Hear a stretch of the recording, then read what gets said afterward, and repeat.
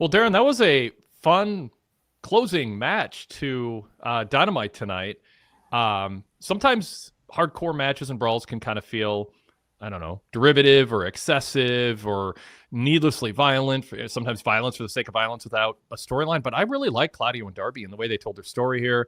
I think part of it is just Darby so scrappy and undersized, and Claudio's this veteran part of this just, vile heel group. But I think part of it too is just, it was the setting, ECW Arena, the site of former ECW Arena, 2300 Arena, the site of so many, great brawls of that type. And so that added to it, but most of the credit I think just goes to Darby and Claudio. I think they made what they did count. I mean, the toss of Claudio pressing Darby above his head onto the announce desk was a blast. What'd you think watching this? Yeah, I thought it was a fun match as well. It helps, as you said, that both of them really know what they're doing. I was just amazed at just the punishment that Darby Allin can take and still manage to get up, because that throw over the top rope to the table was no joke whatsoever. Mm-mm. And I mean, it just reminded me of how I used to feel watching the old Mick Foley Cactus Jack matches. Like, how can this guy take this punishment and then get right back up? It's just astounding. But from the entertainment value of the match, I thought it was really good, and kind of shows you, like, if you're looking at the big picture of it, Darby Allin getting a win over Claudio, something 4 or 5 years ago, something you might not expect, but now it's not out of character for him to get that win. And in fact, you kind of expect him to actually win the match. And I think that shows you kind of in the big picture, I think, how far he's come and how credible he's become over the years. But the Death Riders feud is going to continue, and I like that direction of sending them against Darby. So it's a lot of different ways you can wind up going with that. But yes, the atmosphere of the 2300 arena really helped as well, and I would not be surprised at some point to see some ECW favorites come out. But you don't have to do it on night one, and I was a little frightened they might try to get it all out of their system in the first night, and I'm glad that they're waiting. Yeah, I think, mentioned Darby and it seeming unlikely he'd get a win over Claudio in another era. This felt, to me, we're in an era where Darby is the number, I guess Kenny was there tonight, which is good to see. But, Darby's a top 3-4 babyface in this company right now who's healthy and active, with both Swerve out and for a longer time, probably Will Ospreay out. And I'm thinking during near falls, there's no way they're going to let Claudio, the deputy to Mox, pin Darby. Darby's too important for them at this point. And that really shows what they've accomplished with Darby, that you watch it and your mindset is, this guy is so scrappy and resilient, and in this world, credible. They've protected him and told the story about that. I bought it. I bought him as every bit a credible foe for somebody like Claudio. Now, Claudio's had years and years of being defined down by losing matches, being a good hand in the ring, who isn't a top guy. He's just whatever the next level is, kind of straddling top tier and second tier. But one of the reasons people still are into his matches is he's just, so good out there. So Zach Barber wants me to go. He's also insane Wade. Don't forget insane. Okay. Yep. And Larry from VDB says, every Darby Allin match, he gets destroyed for 80%, then scrambles for a comeback or escapes. It's fun to watch, but that formula doesn't make him a believable world champ. It makes him a permanent underdog. What do you say to that as far as his ring style goes? I mean, is there a way for Darby to tell a different story with his size? I mean, I almost feel like what Larry's saying is more of a feature than a flaw, even if it is kind of formulaic, or it's at least it's necessary for Darby, given that he weighs a $130 or something. Yeah, it's just almost a given at this point, just because he's always going to be the underdog, the smaller guy for most of these matches. He can come out aggressive to overcome that, but eventually it's going to have that point in the match where he's getting overpowered and he has to overcome the odds, and that's just kind of his lot, kind of like a Rey Mysterio type, where that's just kind of built in, where that's just what you're going to see with Darby. And I can understand that might get repetitive, but I think he's talented enough where I could see how someone could see that, but I don't really have a problem with it.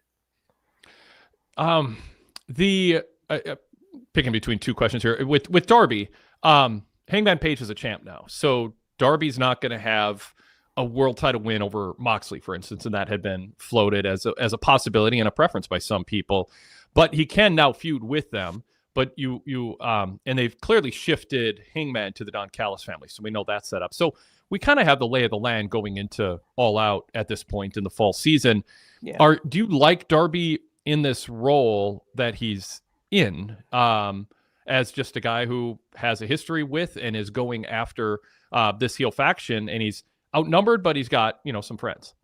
Absolutely, because as you say, he's not going to be in that main title picture. Now, there's lots of other titles he can't go for because there's lots of belts in AEW, but going after Moxley and the Death Riders, that's something major still, even though there's no belts at stake. That's probably your top faction, and Moxley still might be your top heel still. So that's still something major. He's in the mix of something that's big, that's going to get a lot of TV time and is important, because a victory over Moxley, and most of even Claudio for that matter, is still important. It means a lot. You talked about Claudio being defined down. He's been rehabbed somewhat in AEW, but because of his talent, he still is credible, and that win, I thought, still meant a lot tonight. And obviously the crowd is into him. That's the most important thing, regardless of what optically you might decide is credible or not credible. If the crowd is buying it, that is, it's mission accomplished. How about this? One man's voice in the chat says, how do you end your first show in an ECW arena running away? I just imagine if Darby gets a couple chair shots in, runs to the crowd fired up going off the air.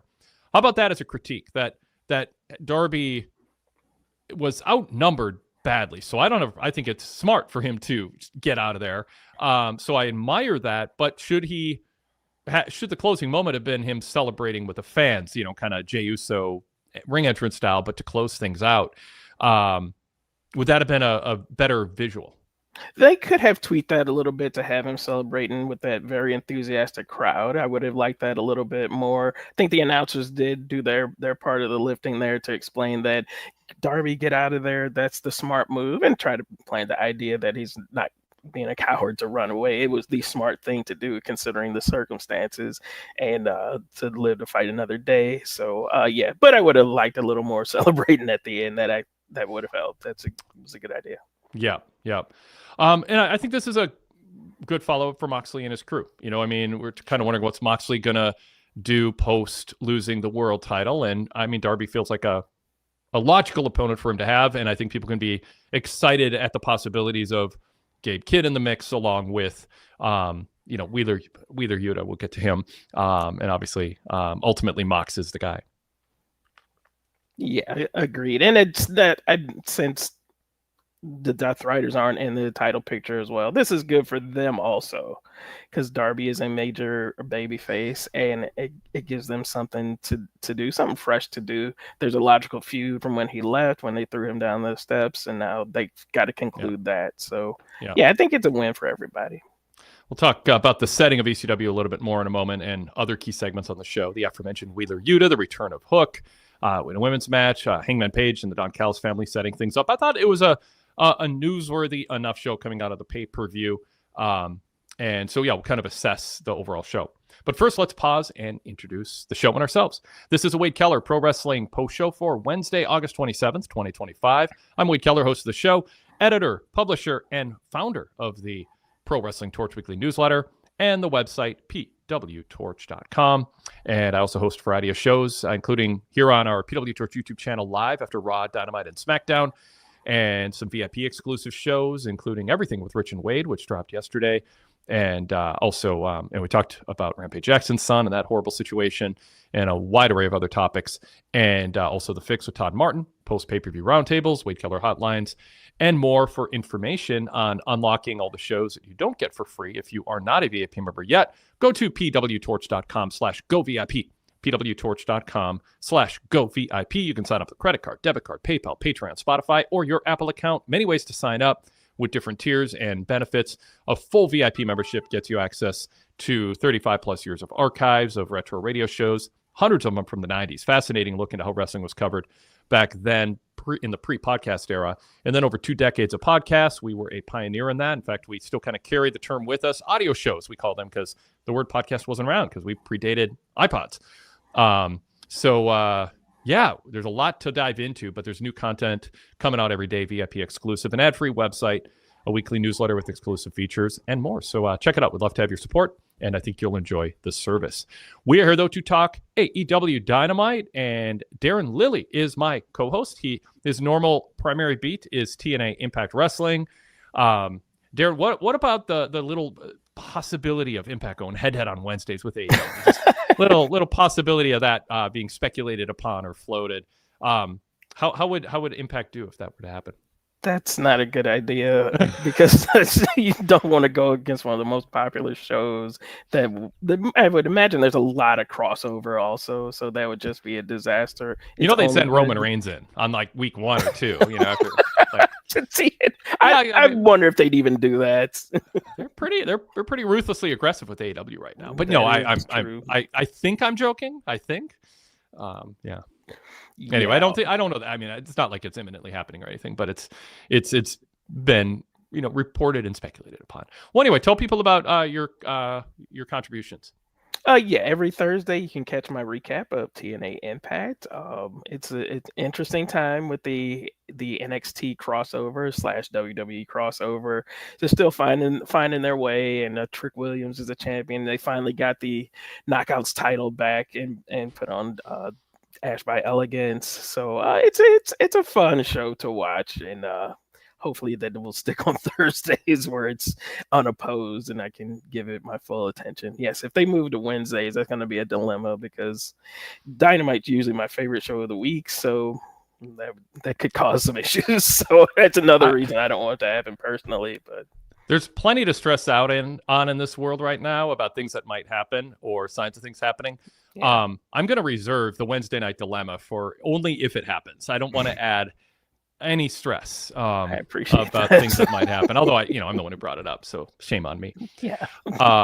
Anyway, it's great to have you here for the Dynamite post show. As always, if you are joining us on the podcast side of things, welcome. Thank you so much for downloading our show. If you're discovering us by streaming or on YouTube and you want to subscribe to our podcast, search Wade Keller in your podcast app. You'll see a red logo and a blue logo pop up. Subscribe to both. The red logo is the post show format. The blue logo is a more standard podcast format with our weekly flagship. Jason Paul joined me yesterday for that, so please download that show. Check that out.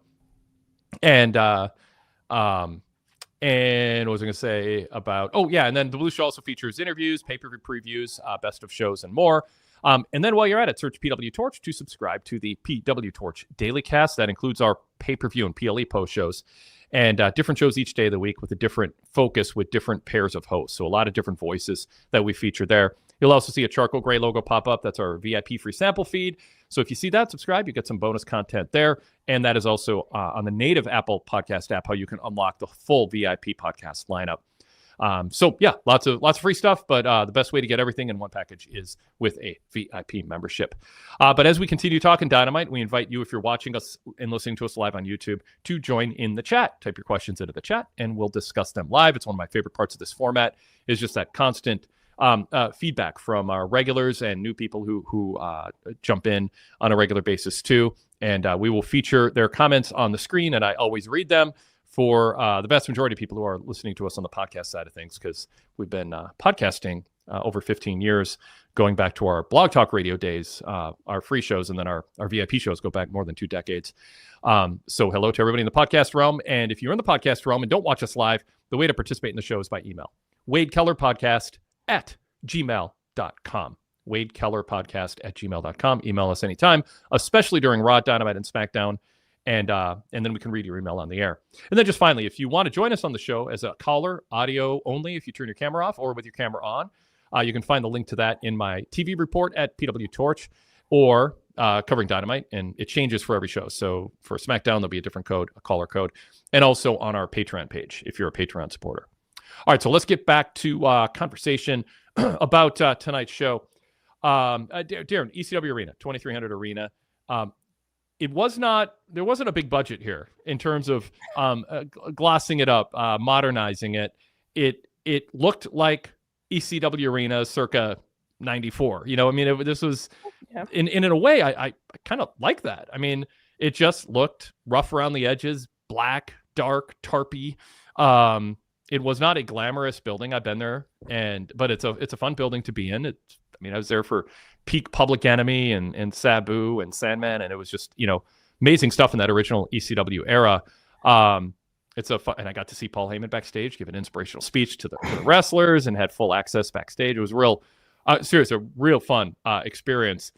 So I do have kind of nostalgia for it. I was wondering a little bit, what does a channel flipper do? What does a modern fan who knows Kenny Omega maybe, but isn't, studying ECW? And then I think, well, how many people who are watching AEW haven't, to some degree, familiarized themselves enough to know that this is a special building? Even if there was no ECW history, you wouldn't get a national television cable show anywhere near it because it's not up to standards. Like TV executives might be going, what's going on here? Fill us in. Looks like we just cut our budget 90%. But I assume almost all AEW fans in some form or fashion understand the novelty and nostalgia here. Do you agree with me, or am I giving too much credit? Or I don't know if credit's word, but am I assuming too much knowledge? No, I think most of the fans would be very familiar with that arena because it still continues to house a lot of the independents. So for new viewers, I think the announcers referenced enough the history so that something was going on. Why does it look a little bit different than most weeks? Looked like a smaller building, but the crowd was very full and very enthusiastic, so that helped also. But the announcers repeating about the history and stuff would clue people in who weren't exactly familiar with it. But just as a fan, who I was never at the 2300 arena, but I would watch it. I was a big ECW fan while it was in its prime, so that brought back a lot of memories, the way that they had it set up and everything. And I bet the building couldn't house like the pyro and stuff like that because they didn't have any of that tonight. Probably the ceiling is probably too low for any of that kind of stuff, so it brought a different feel to it. They had some of the video screens and stuff, just a little bit to just give it a little bit of a fancier touch, but it was very reminiscent of like the 94 95 TV from when I would stay up at 1 o'clock in the morning to watch that show. So that kind of brought back those memories. But yeah, I guess they're for a couple of weeks. And as I said, maybe they'll space out some appearances like a Sandman or a Blue Meanie or something like that. I would expect that to happen as well. And that will also help new fans like, oh, okay, this is a throwback to some of these older guys. And so I didn't think it's only for a couple of weeks, so I don't think it would detract that much from TV executives or anything.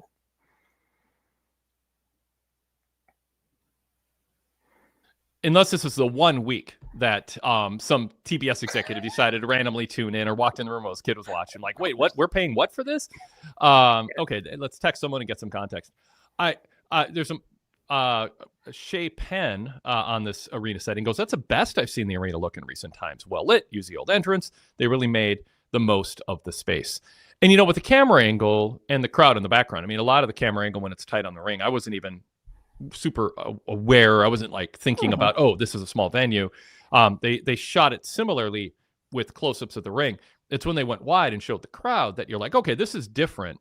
But you can't look at this and not just think there's something intimate and gritty that gives AEW.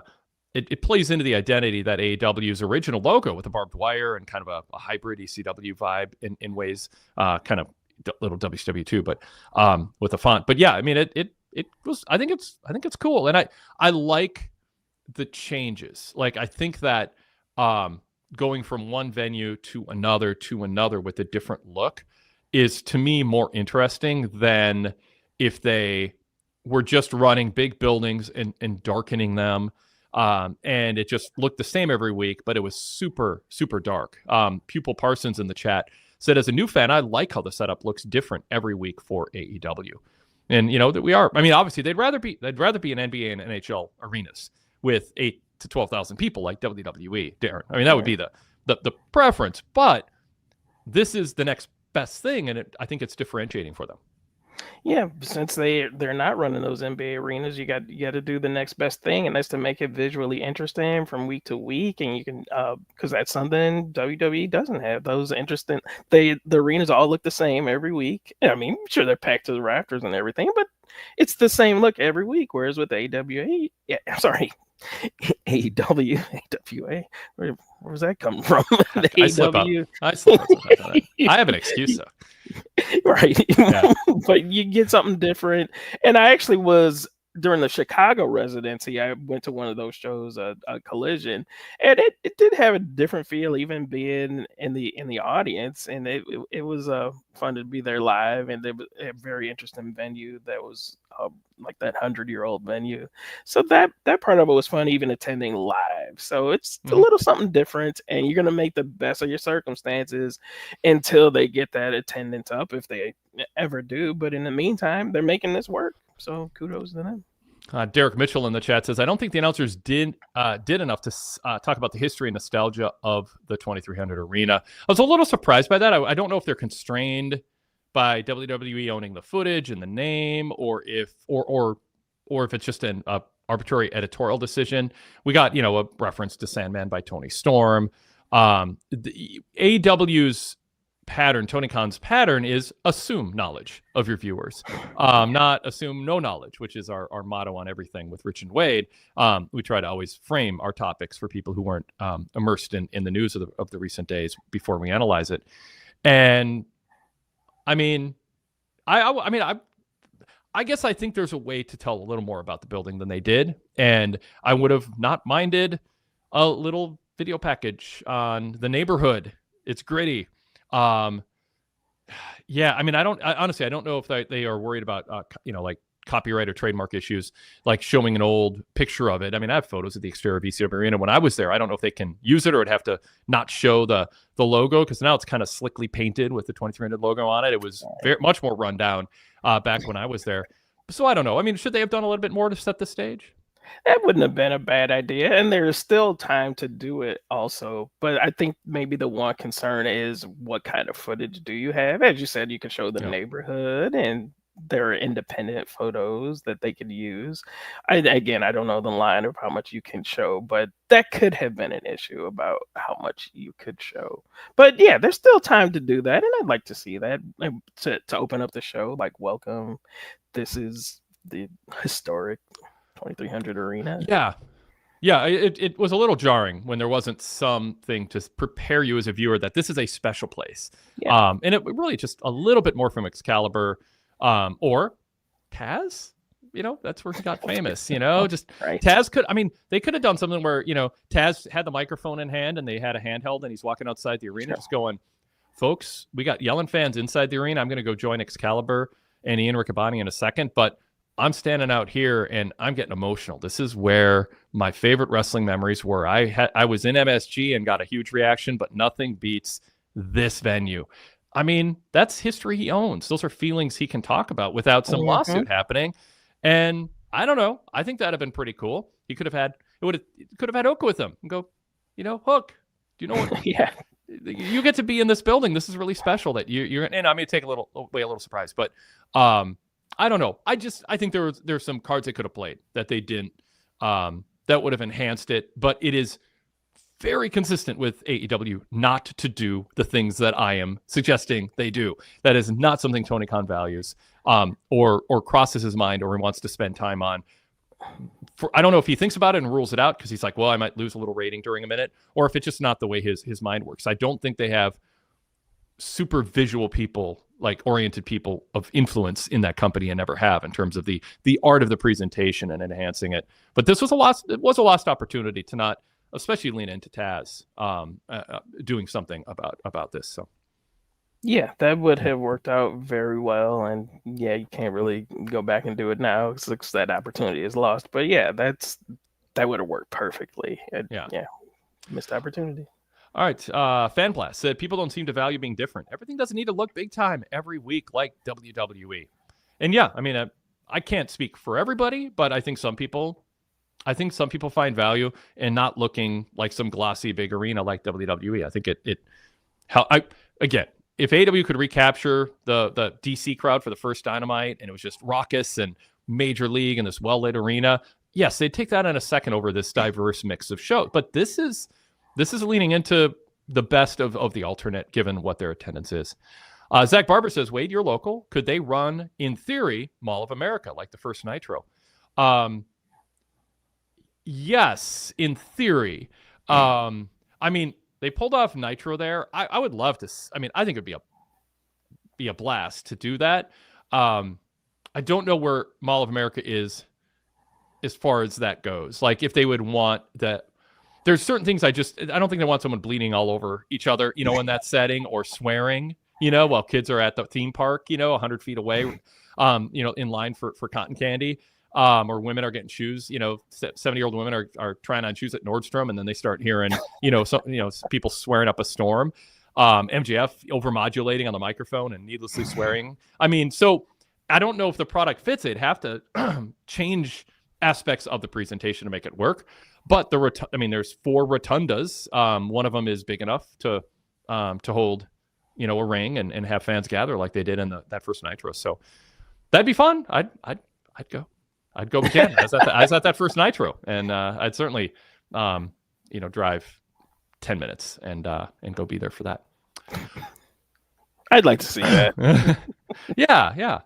All right, so let's shift to Hangman Page. He gives an in-ring promo, gives a shout out to Will Ospreay, says, "When you're healthy enough, can't wait for you to come back. I hope to essentially validate my title reign by beating somebody like you one-on-one when you're healthy and ready." That was classy. Then he shifted to addressing MJF.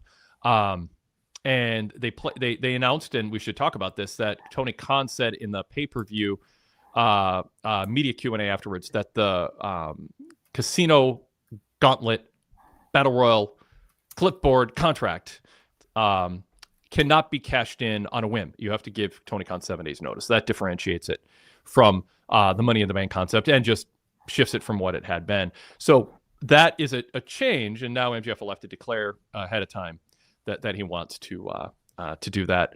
So that was all part of the Hangman promo, but mostly it was about Don Callis interrupting and saying it's something important to say. And he talked about how Hangman won the world title from him because he had a weakling representing him in the ring when Hangman won the title the first time. So now it's just a matter of who is going to take the title from him. And he kind of joked that he has half the locker room under contract. I'm consistently endorsing a weekly prominent presence of Don Callis as a heel announcer. When people think of AEW, I want them to think of Don Callis as a top tier personality that drives their emotions and helps them sell tickets. I want to see Don Callis' guys lose. I want to chant F you Don Callis at the arenas.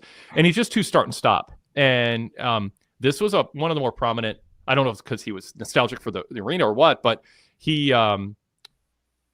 I thought this was some good stuff from him. Like, this is in line with what I'd like to see him do, which is I have this huge group of wrestlers and it's an army of people coming after you. So I thought that was good. And it laid down the early obstacle that Hangman has now to having a long title reign. This is formidable.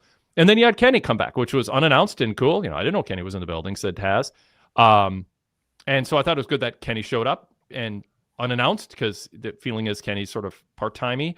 And so this is a good time for him to be there for Hangman. So I liked this segment, and I thought it kind of laid the groundwork for what people can expect going forward for Hangman in the short term. Yeah, a couple of points there. The Hangman, I just love how they leverage his sincerity, and they had him point out Ospreay being out. I mean, he just comes across so sincere, and the fans pick up on that, and it's a good way to deliver that message. And I thought it was very heartfelt as well. And that's somebody that I'm sure that they feel really bad about and hope he does get back. And it's good to shout him out that way.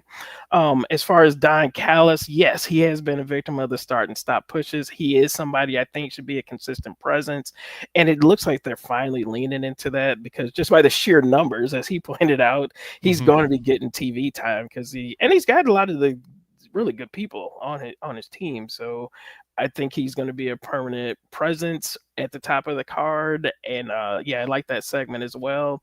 Gives Hangman a lot of good options to play off of, which is good. I really like that Jet Speed is teaming up with him as well. And they're kind of filling in those spots that Ospreay and Swerve, while they're out, give these guys an opportunity to get in the mix, and they can fill in those two spots, let them sink or swim, and you might have two big stars coming up from them just by giving them an opportunity. And it looks like they're going to get that opportunity to be in the top mix.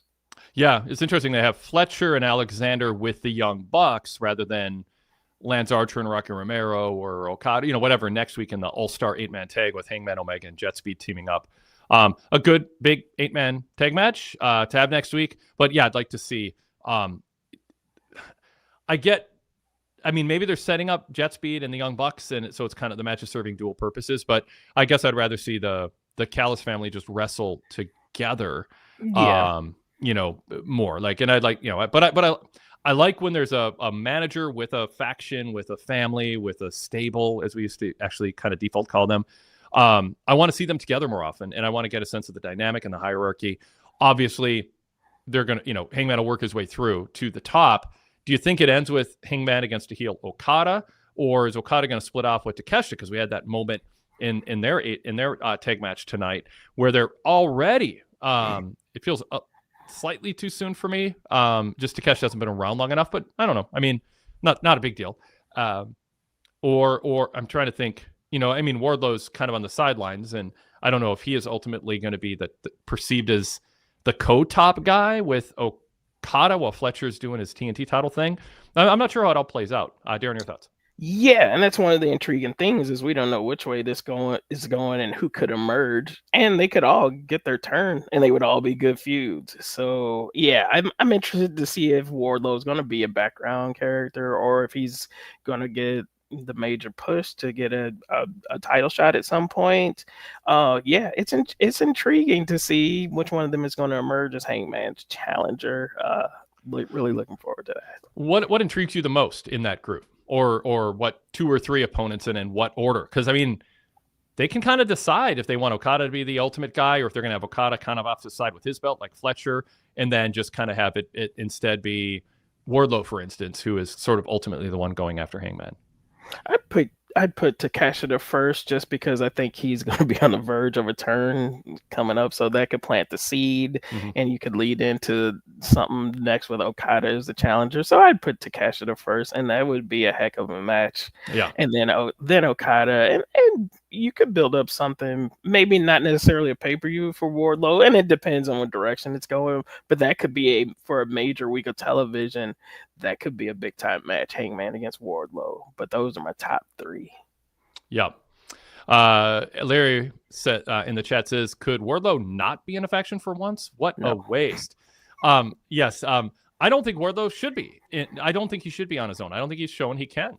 I mean, on the microphone, and I don't know. I get he's always in a faction, but I kind of like this. Now, I like the potential of this, but they have to follow up on it. I think Don Callis kind of gets 65% of the way to anything he does, but doesn't really just do something consistently and see it through. So I think Don Callis speaking for Wardlow makes sense, and real long term that can be a path to Okada eventually turning babyface. And I think for his size, it's good. I think he can be a big heel threat in the main event scene, and I think AEW kind of needs some people who are fresh. Someone in the chat earlier said, what fresh matchups are there? And a fresh matchup isn't just 2 people who never faced each other. It's 2 people facing each other who have been on separate journeys long enough that it feels fresh and relevant again. So I don't get hung up on whether someone wrestled each other again. If suddenly it feels fresh again, because they either are different or they've been on different journeys. But with Wardlow, I'm glad he didn't go back to MJF, and I think Don Callis is the top faction. So it makes sense to me. How do you feel about it?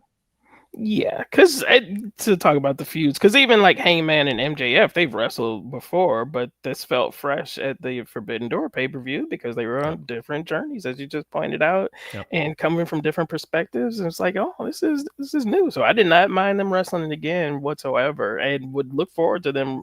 And it would appear that they're going to have another title match at some point. So I would look forward to that as well. So they managed to keep it fresh, keep them separated for long enough for when they get back together. It makes sense. Just for context, Derek Mitchell says Wardlow has tied Hobbs for being in the most factions in AEW: the Pinnacle, Inner Circle with MJF, the Undisputed Kingdom, and now the Don Callis family. So there we go. One man's voice in the chat says, I don't know how you bring back Wardlow to be just another guy. He's so money. Tony doesn't see it. It's a tough spot for him with no plan. Well, to me, I think this is a sign of a plan, and I don't think they're treating him as just another guy. But I don't know that yet because he walked out with Callis, but we haven't had a mission statement promo with him standing next to Don Callis in the ring. Like it's about the optics, it's about the visuals that AEW just isn't strong in a lot of categories. But I'd have Callis stand in that ring, Wardlow next to him, everybody else in the Callis family lined up behind them in a semicircle, and have Don Callis state who Wardlow is, how he fits into the faction, what his strengths are, and what he adds to the faction relative to the other members. I think you can have some facial expressions and body language that people can wonder, are we reading into this too much or not, in terms of how someone raises an eyebrow or their body shifts when Callis is praising him a little much. I think there's all kinds of things you can do, but mostly I want that visual and that statement moment of, this guy is back, he signed with me, and this is a big deal. And it's just not something AEW does a good job on, but I think it's that kind of framing and that kind of visual is important in pro wrestling to take people out of having to imagine. Like Tony Khan and Don Callis and Wardlow kind of know what they're doing, but the average viewer doesn't know. Is he just a bodyguard? Can he wrestle? Is he 100% cleared? What are Wardlow's goals? Does he just want to be an enforcer who's earning a lot of money wearing a suit, or does he want a world title? We just don't know that, and I don't think any more time should go by before we learn it. Darren. Exactly. They need to establish what is his goal, and they need to do that very quickly before he settles into the background character, the bodyguard, the guy who just comes in and is the enforcer. Because I think there is so much more value, as the comment said. There is a lot of value in him, and I know he's got that American Gladiators thing. That if that takes off, he might get some attention from that, and that might be a guy you might want to focus on. If I don't know what the popularity of that is going to be, but that the timing of that could be very beneficial, where he's being focused on AEW and he's getting that crossover. And but you got to start that now. You got to break him out of that pack and make sure people know what his mission is and what his goal is. Get him that TV time. To have Don Callis just flippantly go, I've got half the locker room under contract, is sort of drawing attention and making fun of something that can be a weakness. The NWO got really weak when it had too many members. If Derek Mitchell says, could you imagine Bobby Heenan coming out threatening Hulk Hogan and being accompanied by the Red Rooster and Brooklyn Brawler? Callis should be accompanied by his best members. Sometimes there is something for curating your group to a superior four people. The Four Horsemen were four, and if you had, if you had a couple pledges, it could water it down, or it could have been entertaining. But you want to be very deliberate with it. And if Callis is going to be a faction going after the world title, thinking more about the presentation and not having it just sort of feel sloppily thrown together without a vision and a plan is going to, I think, temper how effective the faction is. Yeah. Right now, I mean, they've got some really good people on the lower end. I mean, you've got like Josh Alexander, who's really good, and Hechicero, who I'm really high on. So, I mean, Rocky Romero is, he never wins. He never wins. Ever. He's a good wrestler, but he just doesn't win. Yeah. So, yeah. And I mean, he shouldn't, in all honesty. I mean, it's not like when you look around, he's the guy they should be. He's not. He's a utility guy. I mean, he has New Japan cred, but I mean, he's a utility guy. Wasn't Trent Beretta in there at some point? Yeah. Okay, he just. Yeah, I think he's out injured too. So, and Brian Cage is too. So some people are out because of injury, but again, just show us the whole faction at once, standing in the ring. Yeah. A couple comments on Wardlow. Andrew H in the chat says Wardlow lost a ton of credibility following the MJF deal. Where kind of a big picture, Darren. Where are you on Wardlow? We're talking about him. Do you think he should be more of a bodyguard? Big boss man to Jim, or Bubba Rogers to Jim Cornette, that kind of thing. Or Jake Hager to Chris Jericho in the inner circle. It's kind of in the background. Or is he a guy? No, let's make him front and center. And there's some talented Hangman's talented enough to have a really good main event match with him. Do you believe he can reach that level? Yeah, no, there's value in the bodyguard role, and I didn't mean to downplay that, but I think he's capable of more than that. I mean, a protected bodyguard role, you can do a lot with that, but I think he's better than that. I thought he had a pretty good TNT reign. I don't recall it being that long, but it was something where if they had got behind it, and I really didn't sense they did, that if you could give him enough momentum, that MJF feud, what he actually won it, didn't he? If I recall correctly, the one where MJF walked out. Yeah. I guess that was the end of that feud. If I can't think back that far, but I thought he was building up momentum, and that just kind of killed it when MJF walked out. So I think there's potential, and let's go ahead and let him sink or swim, but give him the opportunity to see what happens. Zach Barber says, let's never mention J.K. again.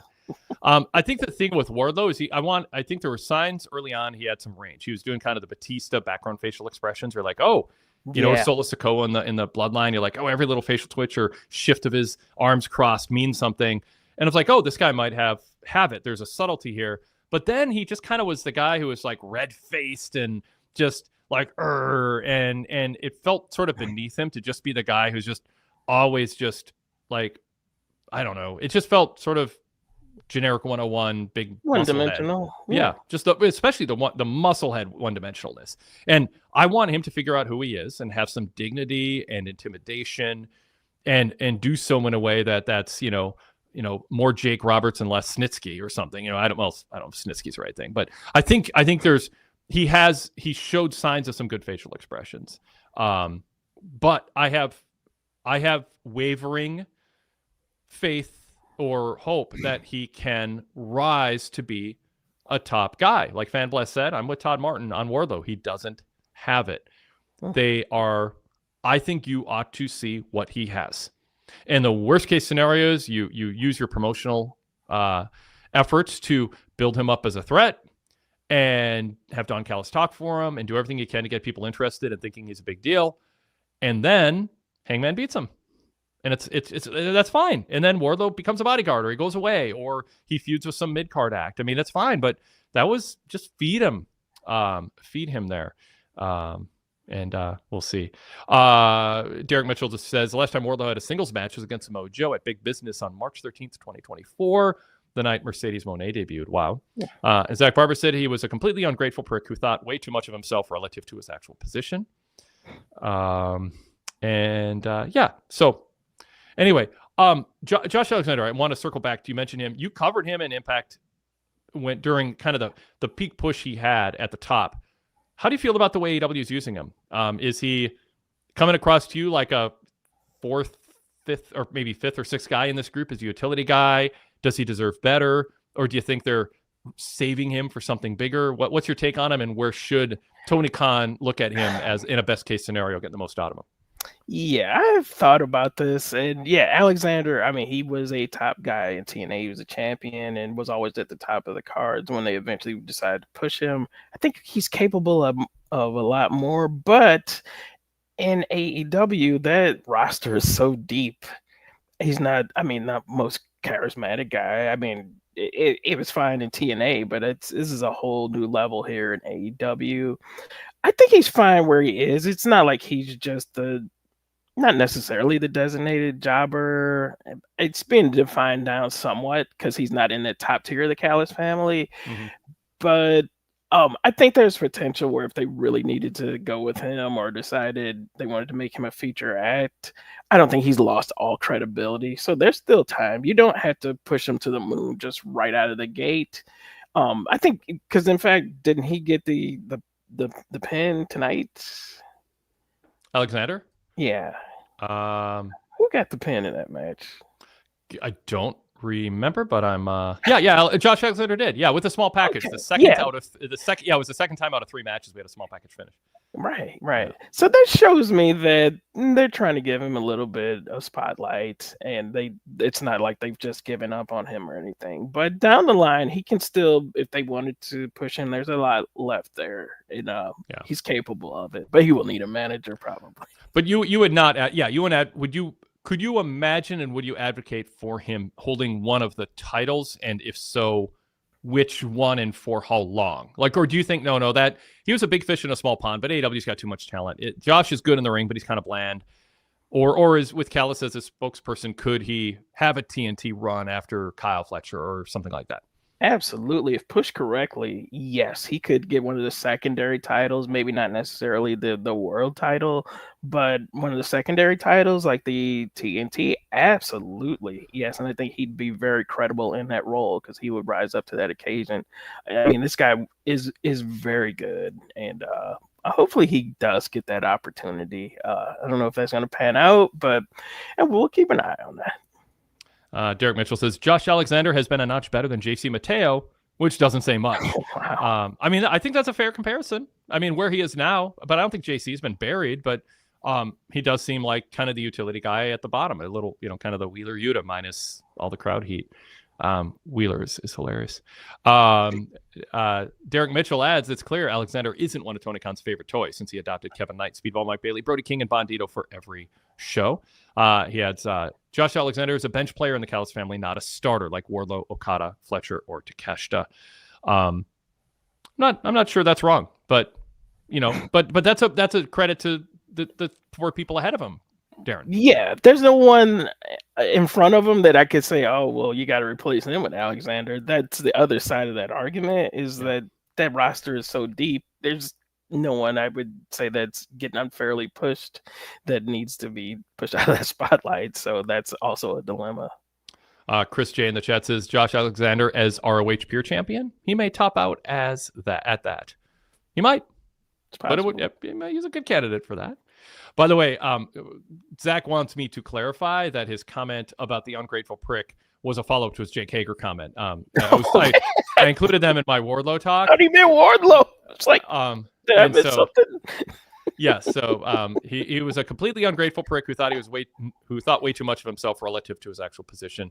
Yeah, Hager turned out to be somebody who, I mean, from falling asleep at a production meeting after getting a world title run and a big push and being looked at as the next big thing, and he just turned out to be a slacker, attitude-wise, and rub people the wrong way. People who were hungry and hardworking and put a lot of thought into their job, and Hager pretty quickly established he wasn't one of those guys. He had a lot going for him, but there's a reason with his size and early momentum that things fizzled, and even Tony Khan kind of learned that or knew that pretty early on that Hager was not a serious guy, which is too bad because there was a lot there to work with. But some people just aren't wired to be successful to reach their potential and be successful in their chosen trade. And Hager made those choices, but he's earned a decent living. So there's that. Can't complain. Yeah. I'm trying to think if there's anything else I want to say. Oh, just there's a lot of compliments about Hangman now, saying like he's kind of the Cody of AEW in terms of being the affable. I'm trying to think of things that he and Cody share in common. Just the leader. Sincerity. He's sincere, affable, likable, and Ramen Noodle says Hangman's the best babyface in wrestling. I'm not sure he's wrong at this point, and the AEW fans chose him. I mean, this is a wrestler who really could have just kind of got lost in the top tier mix. I don't think he would have gone down to the second tier, but there isn't anything when you just look at him and you go, oh, superstar.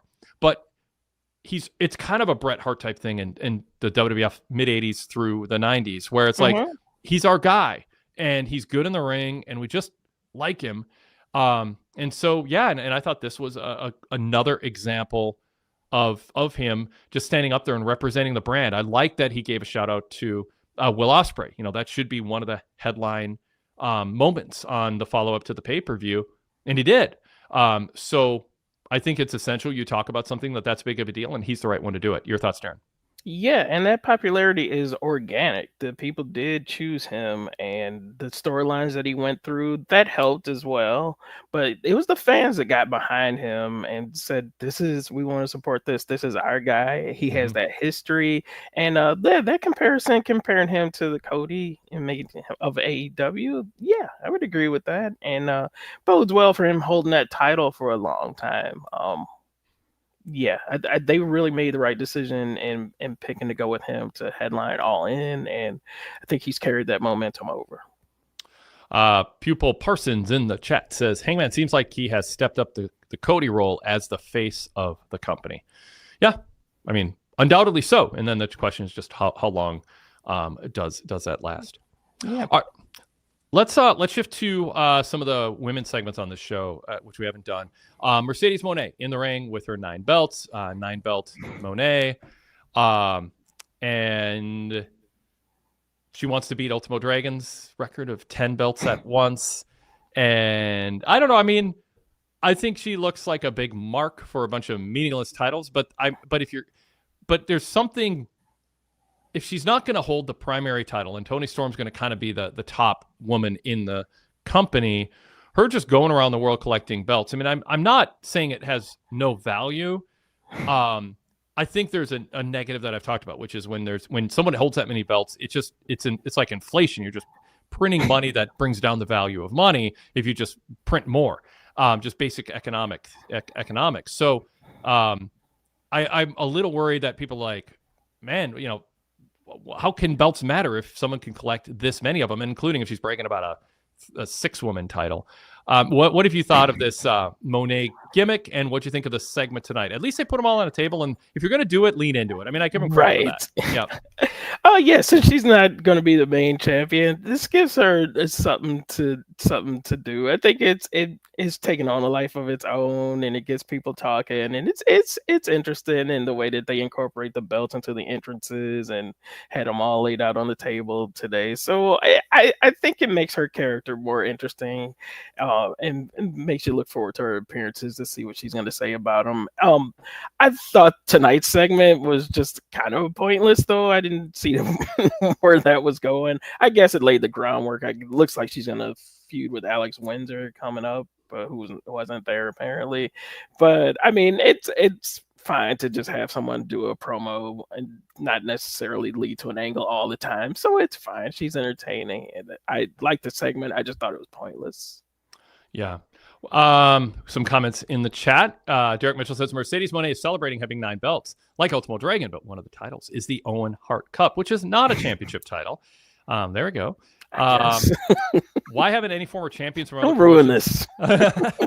Why haven't any former champions from other promotions come to challenge Mone? Do they not want their titles back? And Chris J adds, yeah, Mercedes has to lose them at some point. That's going to take the air out of her.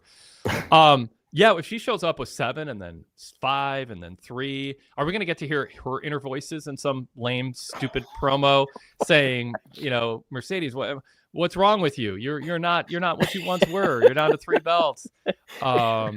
Please don't add the inner voice thing. That was quite the argument on Monday where you were not giving up on it. No. Like, guys, don't defend that.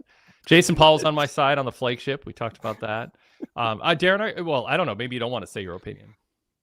Of the inner voice thing? Yeah. Oh, it was awful. Yeah.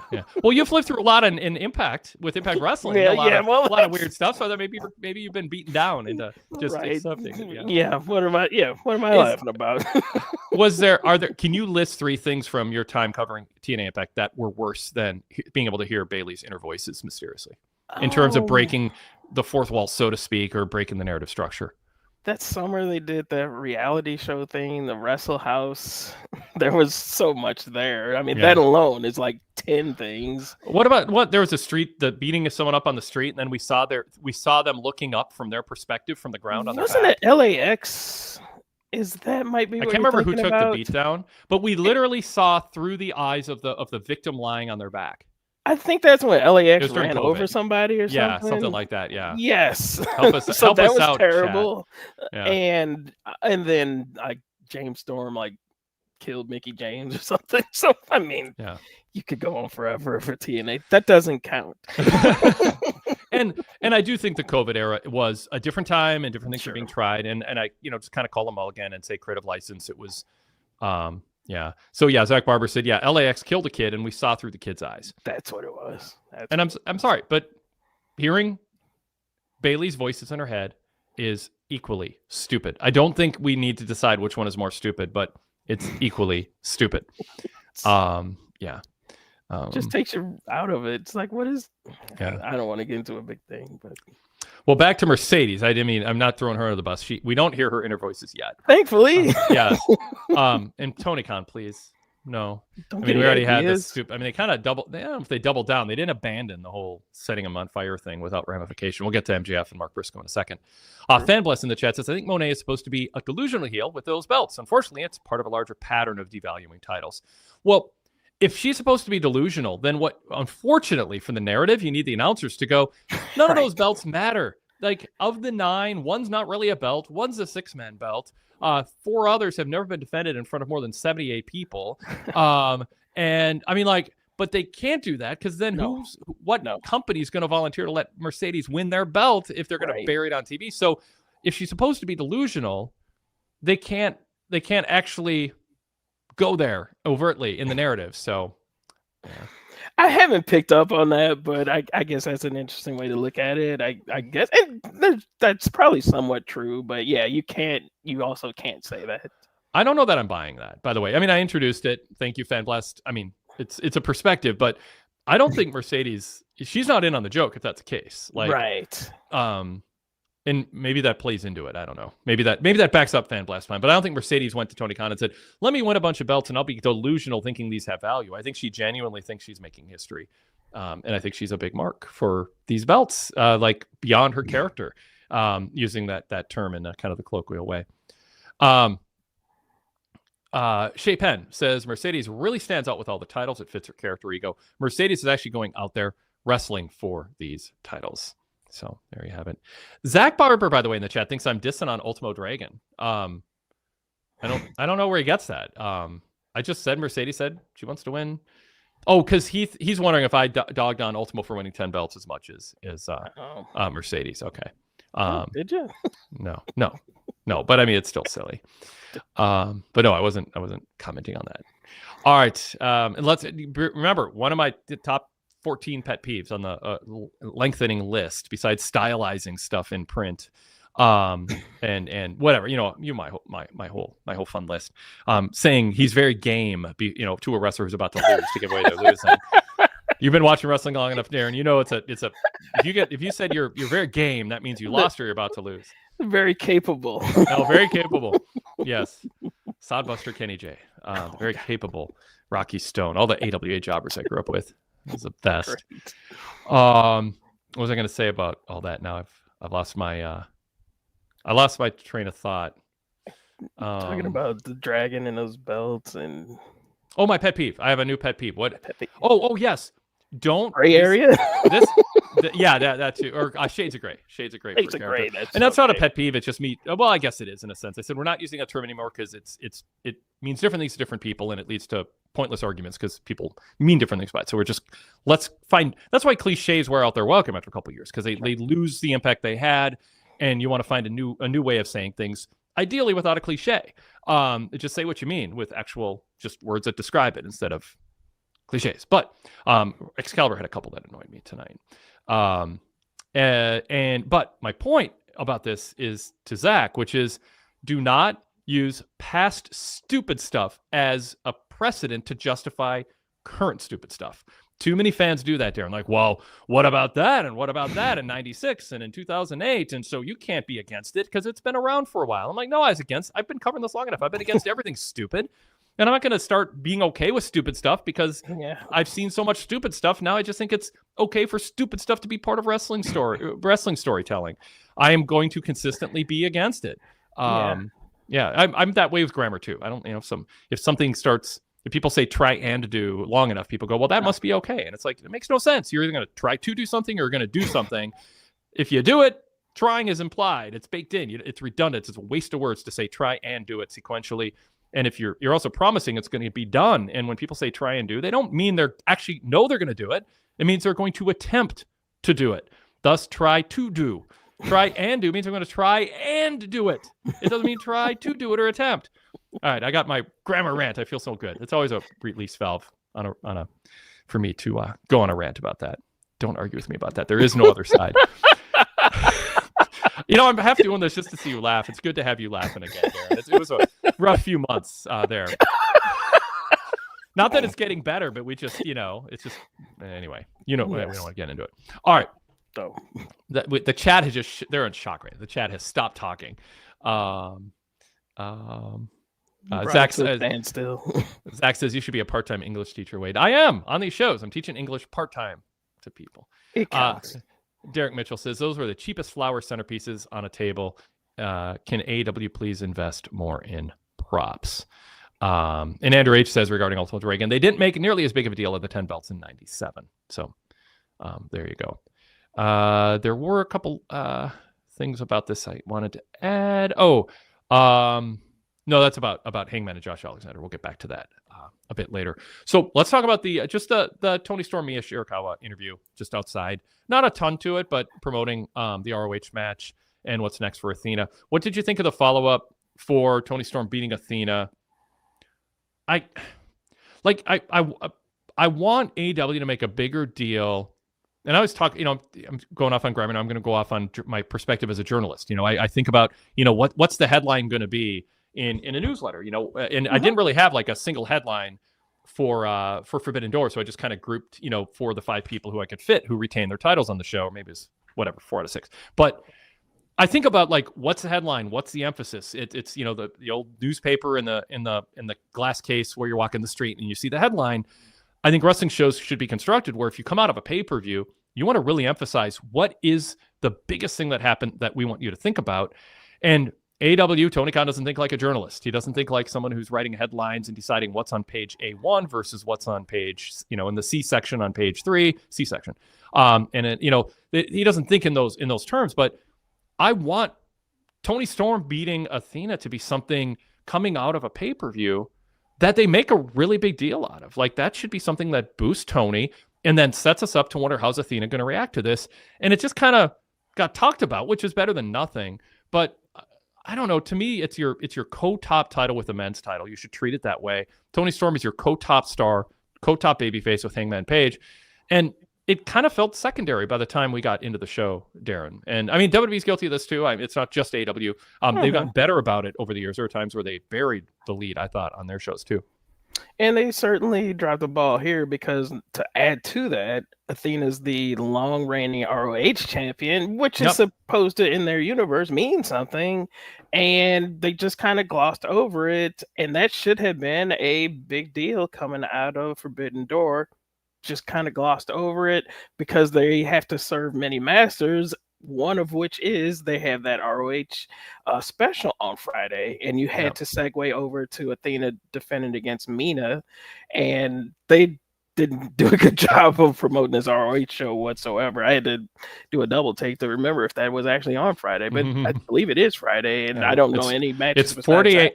It's 48 hours away, we were told. Okay, so it's Wednesday, so do the math. It's Friday. Yeah, and that's all we know about it besides like the one match. Yeah. I haven't followed ROH the last couple of weeks, so I'm not exactly sure what the lineup is, but I understand. Knows. Yeah, they had to segue, but in the doing that, you sacrificed making a big deal of Tony Storm's win, and she doesn't have an obvious next challenger coming up, so maybe they're going back to Athena, and maybe they didn't want to make a big deal of it because she's getting a rematch, perhaps. Maybe that's the only excuse, but regardless, I still would have made a bigger deal of that because any win over Athena at this point should be played up as a big deal. Yeah. Well, let's talk about the women's take. Penelope Ford, Megan Bayne, Chris Statlander, Harley Cameron. Statlander and Harley win in 10 minutes. Willow Nightingale comes out afterwards. Excalibur says that she and Statlander have a complicated relationship. Harley played peacemaker. Fans chanted, "Hug it out." I can't wait to hear Bailey's inner thoughts on that on the next WWE TV show. And they kind of post together happily in the ring. So what stood out to you in this match? Anything good, anything bad, action-wise, character-wise? And then what do you think of how they're telling the Willow Statlander storyline in particular? Good match. I enjoyed it. One thing that stood out for me is that it looks like they're finally getting behind Harley Cameron, and she's somebody that I think could be a difference maker with the proper push and the right positioning and marketing and whatnot. I think she could be really big, and I think they kind of see that. And I'm glad that they're making a big deal of her return and that she's being featured. So that's my big takeaway from that. As far as like the Willow and Statlander deal, I like the slow burn of that, getting them back together.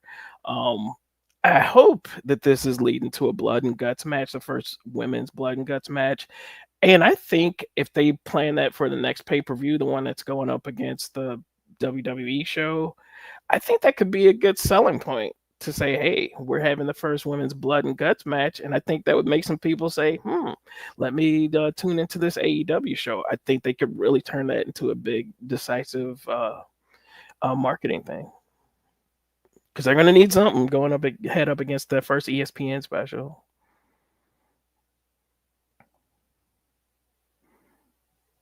Very good. Let's talk about the MJF follow-up to losing the title, doing what a heel should do, making excuses, and then talking about being upset with the new declaration by Tony Khan about the 7-day rule. Also talking about Mark Briscoe, and then we had a Mark Briscoe, which was wonderful promo from him.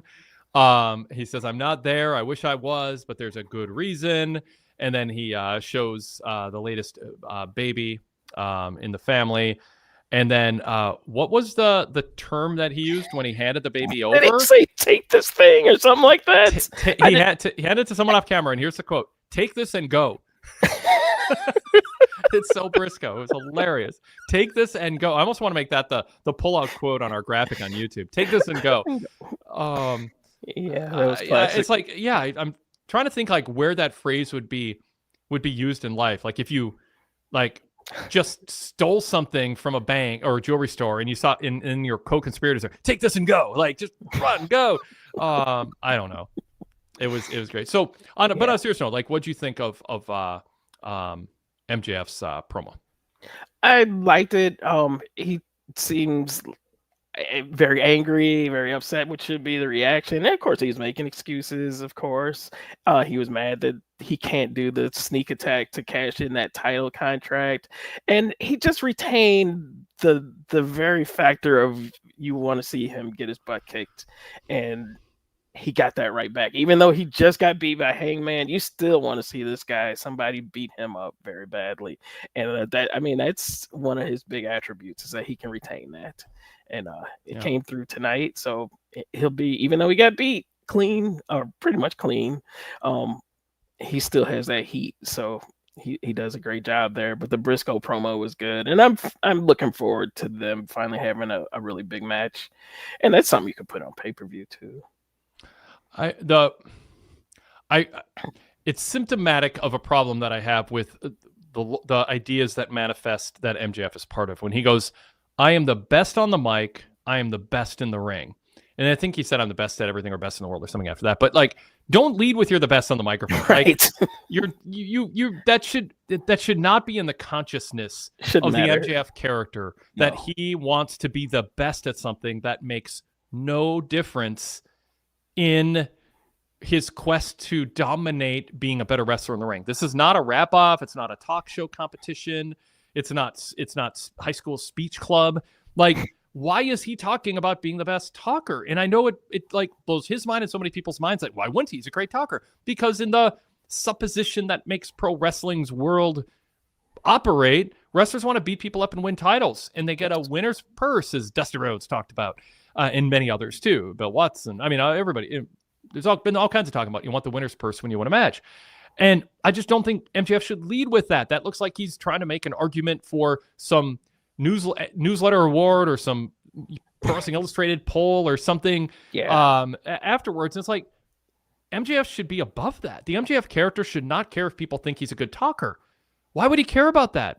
MJF should not care what people think about his ability to talk, and it's also self-evident that he's a gifted talker who shouldn't overmodulate and yell and swear so much. Not because I'm against, like it bothers me that people swear. I just think you want to save it for the right moments and not have it seem like it's and make it mean more. Yeah, it means more, and it seems like you don't trust yourself to effectively use better words and a better tone that stands out. Any hack can swear and yell, and MJF is gifted and shouldn't resort to that. It's beneath him. But except for on occasion, like you say, Darren, like you want it to mean more. But yeah, don't lead with, "I'm the best talker, I'm the best promo guy, I'm the best on the mic." Like, I just again, it's this little example, but it is symptomatic of something that manifests in other ways that derails logical storytelling. And I don't think it's crossed his mind, and I don't think it crosses a lot of wrestlers' minds that's kind of meta nonsense that shouldn't be in the narrative of the TV show. And you're agreeing with me with your background affirmations. Go ahead, Darren. Yeah, as good as he is, it's one of the things he needs to fine tune. The emphasis on what should be important to his character, and one of the other things is he always takes things too far. Yes. Like with and that's something that if he rein that in, he would be much more effective. Like and we've seen like the little cheap insults or whatever, or cursing that he doesn't need to do to it makes the character weaker to me. Yeah. Where if he would refine that, and it's something. I mean, he's still young, so it's something that he needs to work on. But that's as good as he is. He's also he has some flaws that he could work on, and that is just one of them. If he was like a baseball player and he got a home run, like he'd run the bases, but every time he crossed a base, he'd pick it up and whip it into the crowd. Like there's first base, whip it, then second, then third, then home base, and then he'd run to the opponent's bench and he'd like hit all of them in the head with a baseball bat, and then he'd run into the crowd and knock over everybody's beer. And it's like, just celebrate at home base, like you got a home run, and settle down. Yes. Yeah, less is more so often. He also said he should have burned Briscoe alive, and I am going to. So he's not running away from what should be the worst angle of the year in any credible poll. And so I mean, people have pride. They don't want to run from it. He has to know there's been they should run from it. Yeah. So, but maybe that's the end, or maybe me talking about it means he's to spite us. He's going to say it one more time.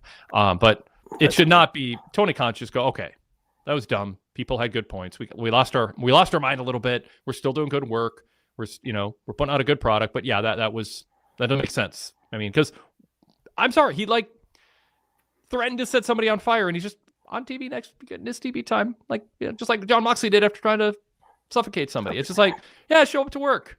It's like, how can we take it? You're doing it because you want heat, but we can't get heat when you get to show up to work and you get your paycheck for threatening to kill somebody or trying to kill somebody. Like if you show up and it's business as usual, you have completely extinguished whatever effect the point of that was. So Don't do it if you can't follow up on it. And they can't follow up on it. I'm not encouraging them to follow up and fire MJF and send him to prison or send him to trial or whatever. It's just, but you can't introduce that in the storyline either, though. Yeah. Right. Yep. So stop it, people. All right. Anything more on Mark Briscoe and what he had to say? No, but I think he's another person they recognize that they really have something behind, and I think they're building towards a big victory, probably over MJF at some point. Yeah. And he's somebody you could conceivably, I mean, if you were to at least give him the storyline that he wants to go after the world title, I think that's something people could get behind. Not necessarily even the world title. If he decided he wanted to go after the TNT championship, you could make something out of that. Yeah. So Derek Mitchell says, MJF talking about being the best talker is like being the best debater in high school. But in defense, we're framing it differently. Shea Penn says, I'd like to believe when MJF says he's best on the mic, he means the way he gets into his opponent's head. He's able to speak his way into and out of a lot of situations. I don't think MJF would come up with that anser. I don't think he would say either. That's it. But I'd say nice try, and maybe he would, cling to that to defend it. But he can say I'm the best at messing with people's heads. I'm the best at getting inside my opponent's heads, but he should say that. But that's not what best on the mic means. No, I'd like for him to give that explanation, and that would kind of make sense of it when he does reference that, but I don't think that's going to happen, and I don't think he's thought of it in real life. And obviously Muhammad Ali did. I mean, it's like, people self-brag. Yeah. And, Fan Blast says, in fairness, boxers and MMA fighters brag about their skills to sell fights with their words. I think there's certain characters who it's part of the charm and part of the bragging, but with MJF, I mean, even if you want to say there should be, like, maybe LA Knight can, because there's just sort of a rhythm and kind of a rhythm and a rhyme and a charisma to what he says. But with MJF, he's not trying to be a fancy, eloquent, charismatic talker. His skill set, so to speak, on the microphone is not witticisms and charisma and charm and entertainment. MJF on the mic is vicious and vile. And so his character should not see himself as a good talker, because it makes it seem like what he says is performative instead of this rage coming from his heart.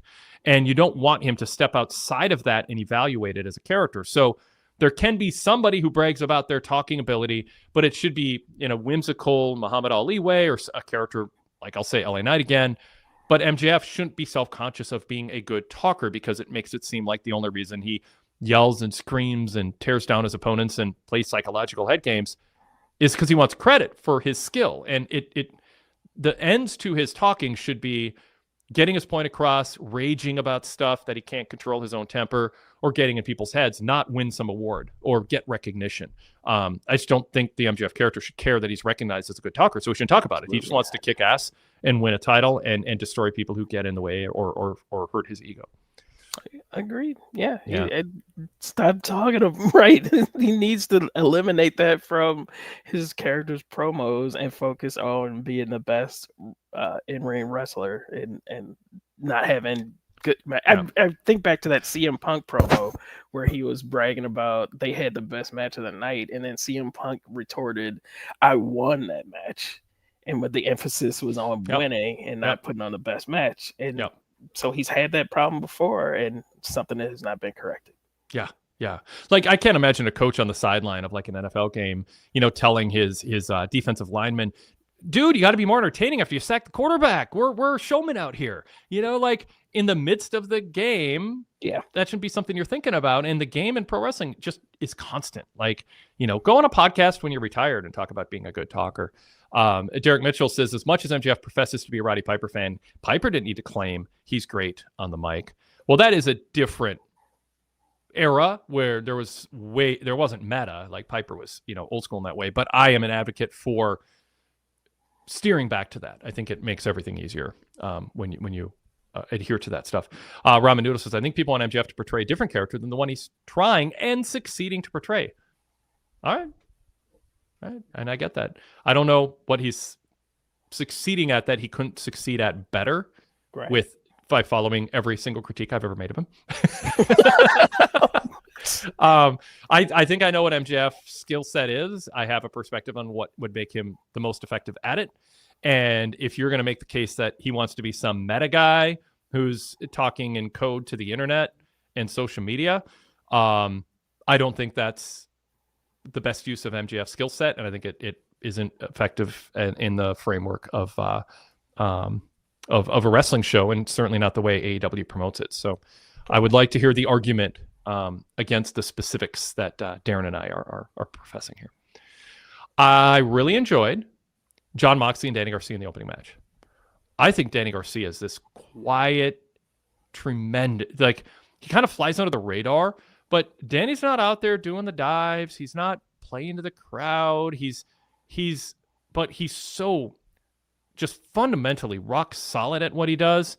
And he I don't know. It was like, I love seeing Jon Moxley when he has a really good match that isn't about what, he scratched his back and he got his leg bitten. But this was a match largely in the ring without weapons and violence and promises or expectations of blood and gore.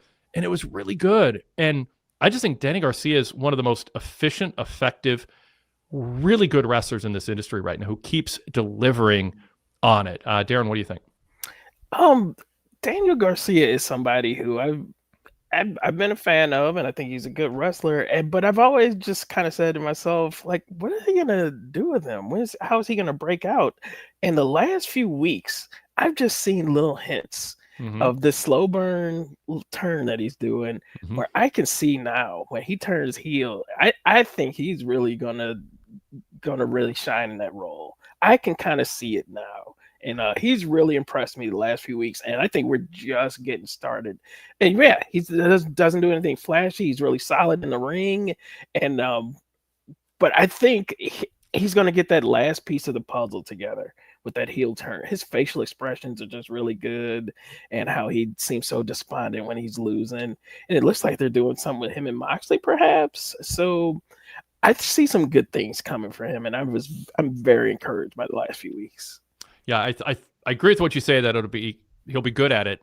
I would advocate for him to be locked in as my number 5 babyface in AEW for the next 5 years. Like I think because of his size, his wrestling style, this just kind of earnestness, I would make him a gatekeeper who, kind of trying to think like, I'd want to think about a better example than I'm about to give, but like what Rey Mysterio has been for a lot of years. He's not a top 4 babyface. He's kind of like you're just perennial number 5. You know that he wears number 5. No one else gets to wear number 5. He's the number 5 babyface if he's active in the company. You either get to be 6 or 4 or 3 or 7, but you can't be 5. That'd be my Danny Garcia. But I would protect him. I would feature him. I would decide what his traits are that are marketable and heels can get over by doing dastardly things to him. They can get thwarted by him because he's credible and good in the ring. When you see him come out, you know it's going to be a good match. I'm against a heel turn, but I'm not saying he won't be good. But there's something about his ring style, his size, his height, his face, his promos, where he will be good, Darrin, at what you're saying. But if we just step back and say, regardless of what's been going on TV, I think the best use of him is as, what Bret Hart was in the IC title level, like just a good representative who fans just he's steady, he's there, and we like him. Yeah, and I'm just presuming that he's turning heel. It could just be certainly it's been talk. Where they're just trying to give him an edge, but keep him as a babyface, and that could certainly work. Yes, it's going well though. I really did like him biting Moxley's leg as retaliation during a superplex attempt. And I mean, would I say any of this if he had done like 2 flip dives in the match? No, that would have undone everything. Like the fact that he had the super effective match with Moxley and he didn't just dumb it down by doing what everybody does now, which is dives for the sake of dives. But yeah, and Zach Barber says, he's turning heel. And I mean, I think that is the direction they're going. I'm not denying that, and I'm not saying he won't be good, but I think his sweet spot in AEW would be as a number 5 babyface gatekeeper who fans he's kind of a better version. I don't say better. I scratch that. A version of what Wheeler Yuta is in terms of heel heat as a kind of a number, like number 4 in the faction or whatever. Like he's just a guy who people like and they trust and they believe in him, and he gets scrappy wins, and sometimes he has setbacks, and then he gives this inspirational speech afterwards. And you just keep liking him, and he can beat anybody, he can lose to anybody, but he puts up a fight, and people like him. Wheeler Yuta had my time tonight. I love Wheeler Yuta. His whole body language, his voice. I used to let you people bother me, and now actually the best line was they go to the commercial break, and he's got so before the commercial break, Yuta said Moxie's not going to waste his breath answering your challenge. The answer is no, and he shoves the mic down. And then he just the look and little laugh he gave at Garcia after Garcia and Moxie were arguing at ringside, like the way he just kind of laughed at him before turning to leave was awesome. And then we go to the break. We think, okay, good, we're done with him. No, he's in the ring. Goes, look, I got a lot left to say, and this show will not continue until I've said my piece. And fans are like, oh God. And he said, I used to do ring crew work in that building, which is cool. And I broke bones in this building. And this is what it got me. People saying, shut the F up. He said it used to bother him, and now it doesn't. Your cheers mean jack shit. He got to swear. And then he bragged about what they've done to different people. And then the lights went out, and that was Hook's return. And so as much as I enjoyed Wheeler Yuta, I was kind of surprised. I mean, there was some reaction for Hook, but it wasn't. Hook's not where he was when he first was a breakout character. New music that took something away from, I think, the vibe. I don't mind the music. It's just you have to really, people have to get used to it. And the song is "So Tell the Girls That I'm Back in Town" by J.J. Johansson. So anyway, we got a Wheeler Hook feud, but it didn't seem to me like the crowd was super into it. What'd you think of my praise for Wheeler, and then talk about Hook? Yeah, Wheeler Yuta, he's a guy that makes the most out of his minutes. He makes them count because he doesn't get a lot of airtime, but what he does, you remember. And for instance, I'll tell you, like when he does those segments with Chris Statlander, and he's like the last guy, and he'll linger behind, and he'll make a little comment to her, and it's always something that's really effective. It's either funny or like, oh, this guy's so creepy or whatever, but he makes an impression on you. So he's making the most of that, and that's stuff that builds with fans, and they remember that, and it's like, I like that guy. I look forward to his appearances, and you can really build on that. So I think he's doing very well. He's somebody that you're not getting tired of. He's not wearing out his welcome. And so very gradually, if you want to put him in the mix a little bit more, that's somebody that you can, in the future, devote a little more time to. So I'm liking his progress. But as far as the segment with Hook, it was a little underwhelming, like when he was going to the back. And it's going to take some time. People getting used to a new song. And I don't know. The crowd just didn't, I don't know. They just didn't seem to really...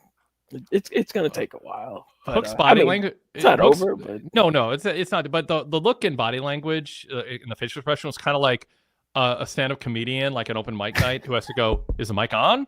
Like after telling a joke because no one's reacting. He's like, you guys see I'm Hook, right? You used to love me. Like, what's going on here? So, Derek Mitchell says you'd think Hook would get a bigger reaction in ECW Arena given his father's significant history there. Yeah. True. Well, that was 30 years ago. 25. Yeah. 25 and 30. Yeah. Okay. Any thoughts on the ops against Ricochet and Gates of Agony? And, it's a MVP going after Ricochet. So are Hurt Syndicate baby faces again, or they're just in it for themselves? Like, what's going on there? I guess it looks like a kind of. I mean, I'm high on Gates of Agony and Ricochet, but it seems like a step down for the Hurt Syndicate. But I mean, if they're not going to be losing, if you want to believe the rumors or whatever, I mean, this is going to be their lot. You can't put them in main events if they're putting up a big fuss or whatever. Yeah. So I think it would be good for the Gates of Agony. I would hate for this to halt Ricochet's momentum because he's a guy that was on the way up, and I would hate for this to stall his momentum. But we will see how it goes. What's your take on the journey we've been on with Hurt Syndicate? Are they baby faces? Are they heels? Are they neither? What I mean, how are fans supposed to react to MVP hitting Ricochet? Ricochet's been an effective heel. Clearly that's what he and Gates of Agony have been, right? They haven't swayed on that. And now Hurt Syndicate, who they saw through MJF, so was that their babyface turn? But they were delighting in MJF cheating on their behalf when they apparently, according to Shelton, knew what MJF was all about from the beginning. And I guess because they're cheered, they're just going, all right, we're going to be baby faces, but I don't know. Yeah, just based on what's happened here, it would certainly. I mean, they got jumped from behind at Forbidden Door, so it looks like they're baby faces. Yeah. I suppose they're going to go ahead and lean into that, and they were certainly wrestling as that before. I mean, slapping hands with fans and all that kind of stuff. Yeah, even when they're going for heel heat. Yeah, that's the thing. I don't know what I need to see them be something for 10 weeks straight before it'll sink in with me. And same with the fans. They like to cheer them. Fans like to cheer them regardless of what they say, what they do, who they're feuding with. So, maybe you just lean in with that. But, man, that MJF angle was a mess. And now it's just like, we're pretending it didn't happen, folks. We're pretending. I wonder, is that over? Because did MJF send Ricochet? Because he was in line with them for a couple of weeks. Did he send them after the Hurt Syndicate? I wonder if we've heard the end of it. Because it just seems so abrupt. It did. That came to an end, and it just makes me wonder, is there more to this, or did they really drop it? Yeah. Stay tuned. Yeah. Is there anything else from tonight's show that jumps out to you that you want to bring up? And then I'll go to JB's email next. Oh, I think that was it. The FTR segment with Cope and Christian just set up the match for the upcoming pay-per-view. I mean... that's worth talking about, yeah. Yeah, it was fairly predictable or whatever, but it was fine, and people reacted good to Cope and Christian, seeing them back together, and it will definitely be a good match. So, yeah, I'm actually glad, because I meant to bring up the Cope and Christian thing, because I think that the dynamic between those two is relevant. It's developing, and Christian is being praised by me and others for being not suddenly shifting from a character that was really working for him, but simply using that against people who you delight in seeing him use it against, that approach. And there's definitely value and something to be said for that. I mean, the crowd ate up seeing Copeland and Christian in the ring together. I think they got a holy shit chant out of it. FTR and Stokely are good heels. Did you notice Cash getting into it with that fan at ringside on his way to the ring? On the way to the ring, yeah. It was a little weird. It was a little intense and a little long. Went on longer than it needed to go on to. And then the camera cut away. Like this seems like the director's like, okay, maybe we shouldn't be showing this in case of what happens next. Yeah. And it's been a trend with Cash. Like a few weeks back, he was walking to the ring. He blew snot on a fan, which I thought was just trashy, tawdry, not acceptable for all kinds of reasons. Sure. I think there's a pattern of who he's getting in arguments with, by the way. And I think he's there's a little Bully Ray Dudley, like, I'm going to get heel heat for doing this. But honestly, there's something that feels a little on edge to me that makes me uncomfortable watching him get into it with fans. Like it feels like something other than a heel wrestler staying in character, getting heat. And maybe he's just really good at it, or I'm reading too much into it. But I'm just kind of uncomfortable watching him pick out a fan to yell at. And he's been caught on mic saying vile things. Nothing that we get him fired or anything like that, but just like, did we really need that to be picked up by the microphone? Then blowing snot at a fan. And like I said, there's a pattern I'm not willing to read into yet, but mention in passing that people should take note of in terms of who he's isolating and how and things escalating in a weird way. So I don't know. Chris J said, yeah, the security guy seemed uneasy too. So anyway, but I throw that out there. Shea Penn, by the way, just going back to Hurt Syndicate quick, he goes, they should be baby faces. The crowds go crazy for them. They can't help but be cool. They look incredible and they wrestle like badasses. So there you go. Ramen Noodle points out Copeland called them CNC. So we can put that on a t-shirt. Derek Mitchell says, remember Cash is a guy who got into a road rage incident. Yeah, it's in the back of my mind. If you're Tony Khan, I might just tell Cash, hey, head to the ring and yell from the ring, but let's not get 6 inches from fans anymore. No more blowing snot either. Don't, there was one of those plug the nose and it's just like, ugh. And Ramen Noodle says, I honestly noticed a bit of a pattern with FTR as well, not just Cash. And so anyway, we can see where that goes.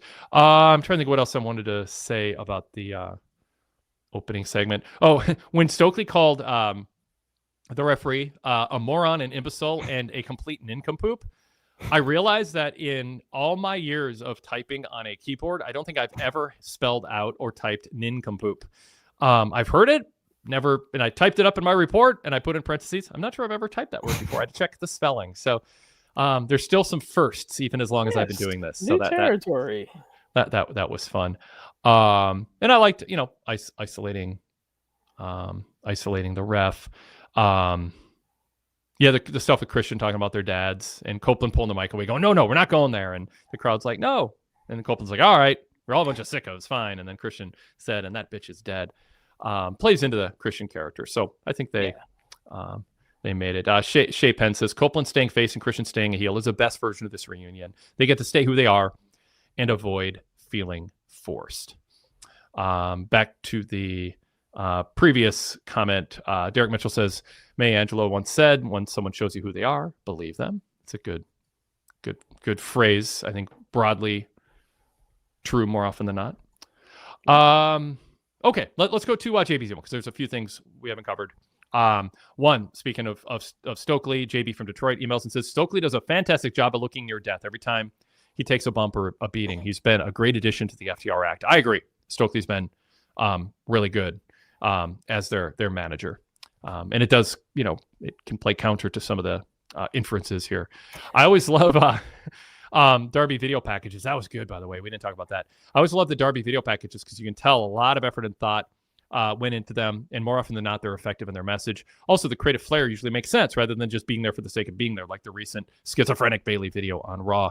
That was a really good Darby vignette talking about climbing Mount Everest and his mission. And I wish I had not. I'm glad JB. This is why I read JB's email. It reminds me of things that I didn't bring up. Just talking about how alive he felt on the mountain, getting emotional when he saw the dead bodies, because people die climbing Mount Everest and nobody carries them down because they just rot there. It's a weird thing. You can look it up. It's not like they fly helicopters up there and take the dead bodies away. It's scary and weird and dark. But yeah, he says, don't step foot in the ring with me unless you're willing to die for it. He'll take everything out of him at All Out regarding Moxley. So yeah, I thought it was a effective vignette, and it's the type of thing that makes Darby seem special. Yeah, very well done, and makes him special. As makes him stand out. So yeah, enjoyed it. If you had to pick one of these three to elevate as a babyface to the main event scene with Ospreay and Swerve out for the foreseeable future, who would you pick? A turned Wheeler Yuta after the Death Riders implode, Danny Garcia, or the returning Hook? Well, I'd do Danny Garcia, but although I think Wheeler Yuta has a potential as a babyface too. Down the line, sure. Yeah, down the line, yeah. I personally think I'd go with Yuta, he says. Sure, he's getting some of the best genuine heat that the company has right now, but I'd argue that level of crowd engagement and investment is the best time to turn someone. Next, I'd go with Hook if they can take advantage of his return, interest, and reinvent him. It's just Garcia is such a better wrestler and has shown so much more than Hook has, but I mean, put Hook on a course and to be that and see if he can step up. I mean, he's got better in the ring. We'll see what this chapter of Hook is. We already talked about that. Yeah. How far can Harley Cameron go in the AEW women's division? Is it out of the question to think she could potentially reach the women's championship level caliber? Darren? No, I don't think that's she's steadily improving, and she certainly has the personality and character part of it down.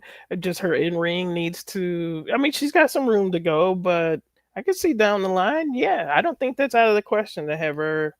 I could see her beating Mercedes for the TBS title just as well, and it's just a notch below the women's belt. So I could see either of those happening. JB says, Mercedes promo today was simple yet effective. She did a very good job being unlikable and making me want to see Alex Windsor beat her up and take her TBS title. Yeah, I thought it was, in that sense, an effective, on-point promo. What's the point of having the Callis family this large to the point that they're joking about it in kayfabe? There's just no way to tell that everyone can be fully utilized under the same umbrella. I mean, I guess there's enough people who are out of action, but yeah, I mean, they just define their roles, get them all in the ring together, and here's two tag wrestlers, here's our enforcer guy, here's, just like really have Callis come up with little nicknames, little almost verbal subtitles for the role they play in the company. It can be fun. It can be kind of playful, but not in a frivolous way, to kind of have nicknames that kind of describe each of their roles and how where they fall in the pecking order. But yeah, when it feels just random and undefined, it's more up for criticism. But yeah, they could have like a state of the Callis family segment or something like that, and then introduce like the different roles and stuff. That would be really effective. And he can just go, these are my tag team specialists. Kyle Fletcher's gonna be the greatest TNT champion ever. Okada's representing us with 2 titles, and 2 titles are always better than 1, and that can get heel heat with some people. And Wardlow is whatever. Can Wardlow be their Braun Breaker? In so many words. The guy who's the future. He's not now, but he's the future, and he's gonna learn under us. I mean, just that's what Heyman's doing and always does with his guys. Yeah. Related to the prior point, JB says, I don't think that Wardlow would be a bad TV title feud for Hangman in the not too distant future. So I think that it depends on what they aspire for him and what they believe in him, but I wouldn't put him in the ring with Hangman until it's a pay-per-view match when people can't wait to see it, because Wardlow has really effectively gotten himself over by beating up people and looking impressive and sounding impressive. In the meantime, if they don't think he has that in him and they have a bunch of other people lined up to fill 2 years of TV as top heels, then sure, put him on TV against Hangman. But I think you want to rush it. I think you should save it to when people go, I need to see this. Right. And if it is going to be TV, make sure it's like a Grand Slam event or something like that, one of the big TV events. But yeah, that's something you want to build up to. Is there a chance we get a trios match between Ricochet and the Gates of Agony against the Hurt Syndicate with MVP? Is MVP capable of being part of a one-off match at this point? I think so. Yeah, I think he was in the ring not too long ago. Yeah. Yep. Unless something else happened. Yeah. Yep. Tony, please stop calling every 8-man match an all-star match. Well, they're full of big-name wrestlers. He should, but if it's some prelim thing, he should. Right. Yeah. I mean, I think they're a little in. I think they're in on that. I don't know. Is the story until All Out that Darby has to earn a match with Mox, but running through the entire gauntlet that is the Death Riders, much like MJF stipulations of the past. Claudio was something tonight. He left out a word, and I imagine that Gabe Kidd. Oh no, he didn't leave out a word. My fault. Claudio was tonight, and I imagine Gabe Kidd will be next. Yeah, that's the impression I got. He's going to go through the gauntlet. Yeah. Yeah. And finally, he says, I'm glad that Will Ospreay was mentioned several times throughout the night. It was good to acknowledge what he contributed to the company since debuting. It was wise, one of the biggest faces in Hangman, using it to get cheers, and one of the biggest heels in Mercedes to use the situation for heat. Yeah, that was good. As always, love the show, and everyone go VIP. Thank you, JB. Anything you want to add to that, or really anything else? No, I think we hit everything. Looking through my notes, I think we hit it all. Yeah, so I'll just look at a few stray chat comments before we sign off here. Chris J said regarding Mall of America, Darby jumps off the log flume at Mall of America. Yes. Zach Barber singing praises of Don Callis, just going, he's been pretty consistent the last few weeks. Yeah. Ramen Noodle says Callis was awesome tonight. I hope he keeps it up. Don Callis says Derek Mitchell, Don Callis doing the old Vicky Guerrero, excuse me, without Wardlow. Ramen Noodle says, I'm still waiting for Kenny's beard to return from injury. Yeah, it's clean shaven. Does he have some razor sponsorship that we don't know about? Shea Penn suggests a Hangman Omega match on pay-per-view. Just have the two faces go at it in a rematch. Yeah. We talked a little bit, but Andrew H says impatiently pushing Okada to Takeshita. This needs to be built, and the destination needs to be in Japan.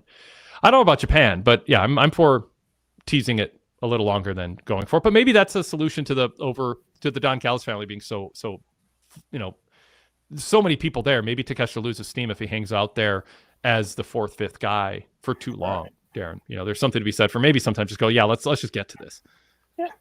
Yeah. See if there's something else. Yep. So anyway, those are the ones that I kind of starred to put on before we wrapped up here. So Darren, thanks very much. Thanks everybody for joining us. You can, as we often encourage you to do, please like this show, subscribe, comment below. All those things help us, but most of all, subscribe if you haven't yet. Set alerts up so you know when we go live, and comment below. That engagement, of course, sends a signal to YouTube that people like our show and are eager to talk about it. As always, we are looking on our website for volunteer contributors. There's a lot going on in wrestling more than ever these days, and the whole team you see is co-hosts and writing articles started off by emailing me and saying I'm interested in joining the team.